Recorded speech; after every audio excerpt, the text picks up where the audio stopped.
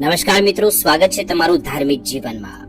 મિત્રો, ભગવાન શ્રી કૃષ્ણ કહે છે કે જ્યારે પણ કોઈ સ્ત્રી આવી રીતે સૂવે છે તો તે ઘરમાં અમીરી આવે છે, તે લોકો કરોડપતિ બની જાય છે।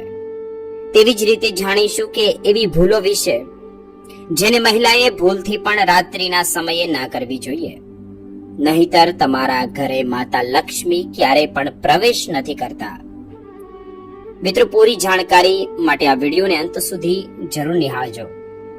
મિત્રો, મહિલાઓનું આવી રીતે સુવાથી સૌથી જલ્દી ઘરમાં અમીરી આવે છે જ્યારે મહિલાઓ રાત્રિના સમયે આવી રીતે સૂવે છે અને સવારે ઉઠીને આ કાર્ય કરે છે તો શાસ્ત્રોમાં એવું કહે છે કે તે ઘરમાં ક્યારેય પણ ગરીબી નથી આવતી અને તે ઘર કરોડપતિ બને છે। મિત્રો, ઊંઘ એક એવી વસ્તુ છે જે દરેક વ્યક્તિ માટે ખૂબ જ જરૂરી છે। જ્યારે આપણે થોડી કલાકો ઊંઘ કરી લઈએ તો આપણા શરીરના બધા જ અંગો જાગૃત થઈ જાય છે અને થાક ઉતરી જાય છે અને ફરી આપણે આપણા અંદર કામ કરવા માટે ખૂબ જ ઉર્જા આવી જાય છે। એમ તો સુવાનું દરેક વ્યક્તિ માટે નક્કી કરેલો ટાઈમ પ્રમાણે હોય, પરંતુ મિત્રો ઘણીવાર આ ઊંઘ એટલી જોરથી આવે છે કે ક્યારેક વ્યક્તિ ગમે ત્યારે સૂઈ જાય છે। અને શું વ્યક્તિ માટે એટલું જરૂરી છે જેટલું ખાવા માટે ભોજન છે એ સૂવાનું?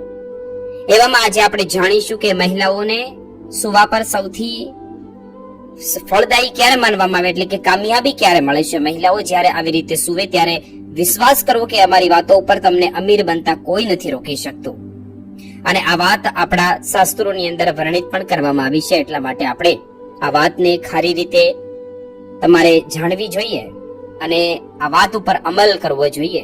તો ચાલો આપણે હવે જાણવાની કોશિશ કરીએ।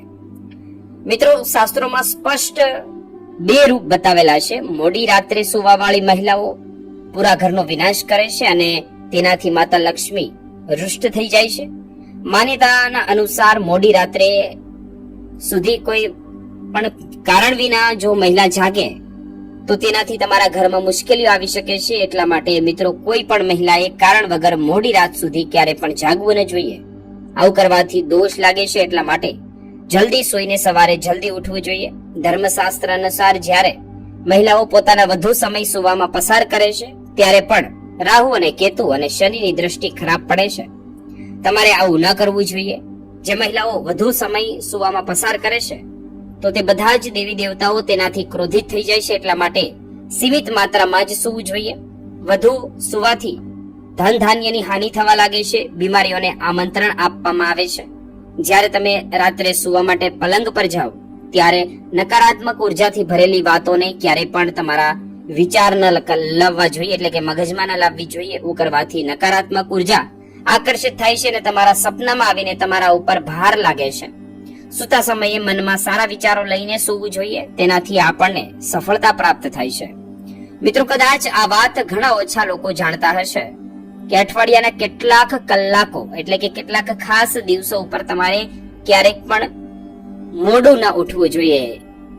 એમ અમે વાત કરીએ તો મોડું ઉઠવાની આદત શાસ્ત્રો અનુસાર સારી માનવામાં આવતી નથી, પરંતુ કેટલાક ખાસ દિવસો ઉપર પરિવારના બધા જ વ્યક્તિઓએ આ વાતનું ખાસ ધ્યાન રાખવું જોઈએ। આ દિવસે મોડું ઉઠવાથી સૌથી ભાર અને ભયાનક દોષ પણ લાગે છે। એટલા માટે મંગળવાર, શનિવાર અને બૃહસ્પતિવાર આ 3 વાર છે, એટલે કે તમારે આ 3 વારમાં ક્યારેય પણ મોડું ના ઉઠવું જોઈએ, જલ્દી ઉઠવાનો પ્રયાસ કરવો જોઈએ। આ સમય તમારો વિનાશ પણ કરી શકે છે। શાસ્ત્રોમાં સ્પષ્ટ બતાવેલું છે કે આ દિવસે મોડું ઉઠવાથી વ્યક્તિ પર ઘણા બધા દોષો લાગે છે જે વ્યક્તિને બરબાદ કરી મૂકે છે। મિત્રો, હવે વાત કરીએ કે સવારે ઉઠવાનું સાચું મુહૂર્ત કયું છે, આ સમયે ઉઠવું જોઈએ, તો ચાલો આપણે એ વાત કરીએ। મિત્રો, 4 વાગ્યાથી સવારના 5 અને એટલે કે 5:30 વાગ્યા સુધીમાં ઉઠવાનો સમય તે સફળતાને દર્શાવે છે। આ સમયે ઉઠવા વાળો વ્યક્તિ દેવતાઓના સાથે જ માતા લક્ષ્મી એને પ્રિય હોય છે। જ્યારે પણ કોઈ મહિલા આ સમયમાં ઉઠે છે એવામાં તમે જોઈશો તે ઘરમાં માતા લક્ષ્મી અતિ પ્રસન્ન થાય છે અને હંમેશા તે ઘરમાં નિવાસ કરે છે। મિત્રો, મહિલાઓએ સવારમાં વહેલા ઉઠીને પોતાના ઘરમાં સાવરણી લગાવવી જોઈએ। જો તમે આવું કરી શકતા નથી તો એવામાં ઓછામાં ઓછા મુખ્ય દ્વાર ઉપર આજુબાજુ સાવરણી જરૂર લગાવવી જોઈએ।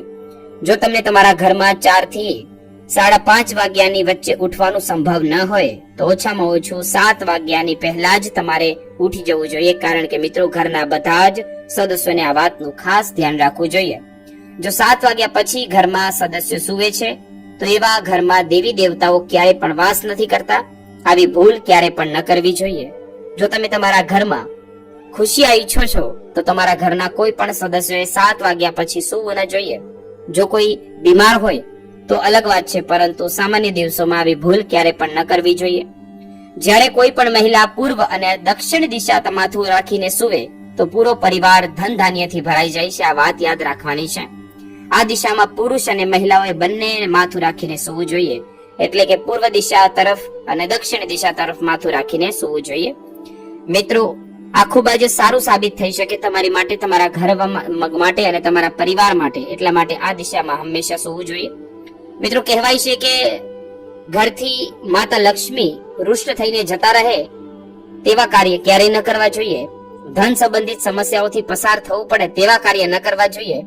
મિત્રો, ઘણા વર્ષોથી આવી પરંપરાઓ અને માન્યતાઓ ચાલી આવી રહેલી છે, જેને લઈને કહેવાય છે કે જો આવું કરવામાં આવે તો હકીકતમાં માતા લક્ષ્મી તે ઘરમાંથી જતા રહે છે. મિત્રો, આવી ભૂલ તમારા ઘરમાં ક્યારેય પણ ન થવા દો, જેનાથી આવનારો સમય તમારી માટે સારો બની રહે. આખરે કયા છે તે કામ જેને સાંજે અને રાત્રિના સમયે ક્યારેય પણ ન કરવા જોઈએ તે પણ આપણે જાણી લઈએ. પહેલું કામ છે તેની વાત કરીએ તો માનવામાં આવે છે કે સાંજે અથવા તો રાત્રિના સમયે દૂધ, દહીં કે કોઈને પણ આપવા ન જોઈએ. જી હા મિત્રો, આવી વસ્તુઓને તમે આ સમયે ખરીદી શકો, પરંતુ ભૂલથી પણ કોઈ બીજા વ્યક્તિઓને આ વસ્તુ આપવી ન જોઈએ. જો તમે આવી ભૂલ કરી દીધી તો તમને માતા લક્ષ્મીના ગુસ્સાનો સામનો કરવો પડે છે. બીજી વાત કરીએ હવે આપણે. યાદ રાખો કે જ્યારે તમે સવારે ઉઠો ત્યારબાદ પૂરા ઘરની સાફ સફાઈ કરો અને સાથે જ પૂજા પાઠ પણ કરતા હશો, તો એવી જ રીતે સૂર્યાસ્ત પછી પણ ઘરને સાફ સફાઈ કરી લેવી જોઈએ, કારણ કે ગંદકી માતા લક્ષ્મીને જરાય પણ પસંદ નથી. હવે આપણે ત્રીજી વાત કરીએ તો કહેવાય છે કે આળસ મનુષ્યનો સૌથી મોટો દુશ્મન છે અને હેઠા વાસણોના મામલામાં તમારી આ આદત માતા લક્ષ્મીને નારાજ કરી શકે છે. ઘણા ઘરોમાં ઘણા લોકો આળસ કરે છે અને રાત્રિના હેઠા વાસણોને રસોડામાં છોડી દે છે અને બીજા દિવસે સવારે વાસણ ધોવામાં આવે છે. તો મિત્રો, આવું પણ ક્યારેય ન કરવું જોઈએ. રાત્રિના હેઠા વાસણોને રસોડામાં રાખવાથી માતા લક્ષ્મી નારાજ થાય છે. તેને માતા અન્નપૂર્ણાનું અપમાન માનવામાં આવે છે. વાસ્તુશાસ્ત્રના અનુસાર કરવાથી ધનની દેવી માતા લક્ષ્મી અને અન્નપૂર્ણા દેવી નારાજ થઈને તમારા ઘરનો ત્યાગ કરે છે. તો આ ભૂલ ક્યારેય ન કરવી જોઈએ. હવે પછીની ચોથી વાત કરીએ તો તમને જણાવી દઈએ કે માતા લક્ષ્મીને અન્નદાતા કહેવામાં આવે છે. તેની કૃપાથી જ લોકો ધન ધાન્યને પ્રાપ્ત કરે છે. એટલા માટે યાદ રાખવું જોઈએ કે તમારે ભૂલથી પણ કરવું ન જોઈએ, એટલે કે આ કાર્ય ન કરવું જોઈએ. એટલે કે જમવા બેસો ત્યારે જમવાનું પૂરું ખતમ કરી દેવું જોઈએ. એટલા માટે તમારા ઘરમાં આવું કાર્ય ન થવા દો. ખાસ કરીને તમારા બાળકોને આ વાત જરૂર શીખવાડી દો. હવે પછીની વાત કરીએ તો પાંચમું છે. એટલું જ નહીં, કહેવાય છે કે ઘરોમાં મહિલાઓને હંમેશા અપમાનિત કરવામાં આવે છે. તે ઘરમાં પણ માતા લક્ષ્મી ક્યારે પણ વાસ નથી કરતા. એટલા માટે ભૂલથી પણ આવી ભૂલ ન કરવી જોઈએ ક્યારેય પણ. હવે છઠ્ઠી વાત કરીએ તો ઘણીવાર આપણે પૂજા કરતા સમયે ઘણી ભૂલો કરી દઈએ છીએ, જેના કારણે આપણે નુકસાન ભોગવવું પડી શકે છે. પૂજા કરતા સમયે ધ્યાન રાખો કે કોઈ પણ સામગ્રી તમારે જમીન પર રાખવાની નથી. ઘણા લોકો આ વાત ધ્યાન નથી આપતા અને કેટલીક પૂજાની સામગ્રીને જમીન પર રાખી દે છે અને બાદમાં તે ભગવાનને અર્પણ કરી દે છે. પરંતુ ક્યારે પણ આ ભૂલ ન કરવી જોઈએ. પૂજાની સામગ્રીને હંમેશા પૂજાની થાળીમાં અથવા તો કોઈ કપડામાં રાખવી જોઈએ. હવે પછીની વાત કરીએ તો સાતમું છે, સ્વસ્થ અને સાફ સ્થાન ઉપર જ માતા લક્ષ્મીનો નિવાસ થાય છે, એટલે કે વાસ કરે છે. જે લોકોના ઘરમાં ગંદકી રહે છે ત્યાં માતા લક્ષ્મી ક્યારે પણ નિવાસ નથી કરતા. એટલા માટે આપણે આપણા ઘરની સફાઈની સાથે સાથે આપણે આસપાસની સફાઈ પણ જરૂર રાખવી જોઈએ. તનની સાથે મન પણ સ્વસ્થ હોવું જરૂરી છે. એટલા માટે બીજાની પ્રત્યે ક્યારે પણ પોતાના મનમાં ખરાબ વિચારો ન લાવવા જોઈએ. અને મિત્રો, ઘણીવાર ઘણા લોકો જલ્દી બહારથી આવીને ઘરમાં હાથ પગ ધોયા વગર જ અંદર આવી જાય છે અને કંઈક પણ ખાવા લાગે છે અથવા તો પલંગ ઉપર સૂઈ જાય છે. પરંતુ આવું ન કરવું જોઈએ. તેને ધાર્મિક વાસ્તુશાસ્ત્ર દ્રષ્ટિએ ખરાબ આદત માનવામાં આવે છે. એટલા માટે હંમેશા ઘરમાં પ્રવેશ કરતા સમયે પોતાને સ્વસ્થ રાખવા જોઈએ અને રાત્રે માતા લક્ષ્મીનો એકવાર પાઠ જરૂર કરવો જોઈએ. અવશ્ય તમને માતા લક્ષ્મીના આશીર્વાદ પ્રાપ્ત થશે. અને ધનની પ્રાપ્તિ પણ થશે. ઘણા લોકોને એક આદત હોય છે કે તેઓ પલંગ પર ખાવાનું ખાય છે, એટલે કે આવું પણ ક્યારેય ન કરવું જોઈએ. માતા અન્નપૂર્ણા, માતા લક્ષ્મી એક જ રૂપ માનવામાં આવે છે અને પલંગ ઉપર ખાવાનું ખાવાથી અન્નનું અપમાન થાય છે અને આ જ કારણથી પલંગ ઉપર ખાવાનું ખાવાવાળા લોકોના ઘરેથી માતા લક્ષ્મી નારાજ થઈને જતા રહે છે. આવામાં લોકોના શરીરમાં બીમારીઓ આવે છે, આવા લોકો ઉપર કર્જ ચડે છે. એટલા માટે હંમેશા તમારે આસન પાથરીને ટેબલ ઉપર અથવા તો ખુરશી ઉપર બેસીને અથવા તો તમારે ડાઇનિંગ ટેબલ ઉપર અથવા તો જમીન ઉપર બેસીને તમારે ભોજન કરવું જોઈએ. મિત્રો, ઘરની અંદર કચરા પેટીને રાખવી તે પણ ખૂબ જ સારી આદત ગણવામાં આવે છે. તેનાથી ઘરમાં સાફ સફાઈ રહે છે.